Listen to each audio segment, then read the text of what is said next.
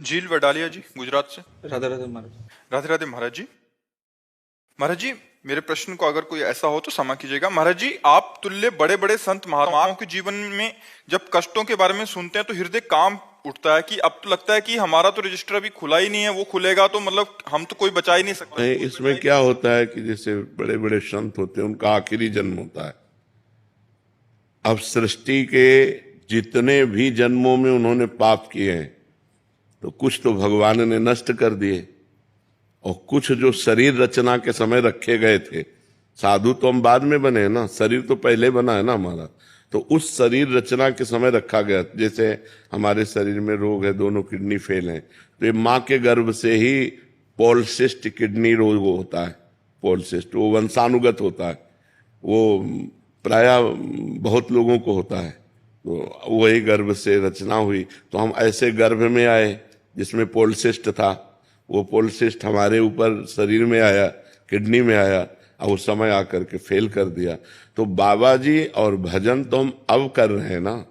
शरीर रचना के समय पाप कर्म के अनुसार हमारी किडनी फेल का विधान तो पहले से बन गया था ना। और जो बहुत कष्ट देखा जाता है उसका कारण उनका अंतिम जन्म है।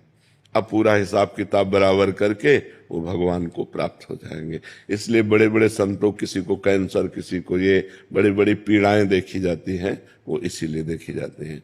नहीं तो देखो, ऐसे नीच कर्म करने वाले कितने पापी लोग हैं, बड़े स्वस्थ और हर्षित दिखाई देते हैं, और जो कदम फूंक फूंक के रखते हैं उनको चलना मुश्किल है। तो इसी विधान को देखकर कभी कभी भ्रम हो जाता है कि जो बिल्कुल सही आचरण से चल रहा है उसका चलना मुश्किल है, और जो बिल्कुल गलत चल रहा है वो दौड़ रहा है आराम से। वो पापी पुरुष वर्तमान में है, लेकिन पूर्व में उसका पुण्य है, इसलिए पुण्य के कारण वो पाप करता हुआ भी सुखी दिखाई देता है।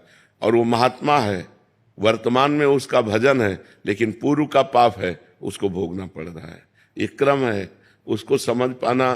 चूंकि वो अव्यक्त है ना, दिखाई तो देता नहीं ना। अब वो लागू हो गया कर्म, अब वो पाप कर रहा है वर्तमान में, लेकिन उसका पुण्य लागू हो गया तो उत्थान होता चला जाएगा। और जिस समय वो पुण्य खत्म हुआ और पूर्व का पाप और वर्तमान का पाप जुड़ेगा तो ब्लास्ट हो जाएगा, कुल सहित नष्ट हो जाएगा, बिल्कुल भ्रष्ट हो जाएगा, पत्ता साफ हो जाएगा। तो पापाचरण कभी किसी का शांति और विश्राम का हेतु नहीं हो सकता, वो विनाश का ही हेतु होगा। समय है, तुम्हारा पुण्य लागू है, भोग लो अपने पुण्य को, और जब पुण्य खत्म हो जाएगा तब तुम्हारा मिट्टिया मेट हो जाओगे। आज ऐसे धर्म से चल रहे हो, तुम्हारा पाप लागू हो गया तो उसे भोग लो चुपचाप।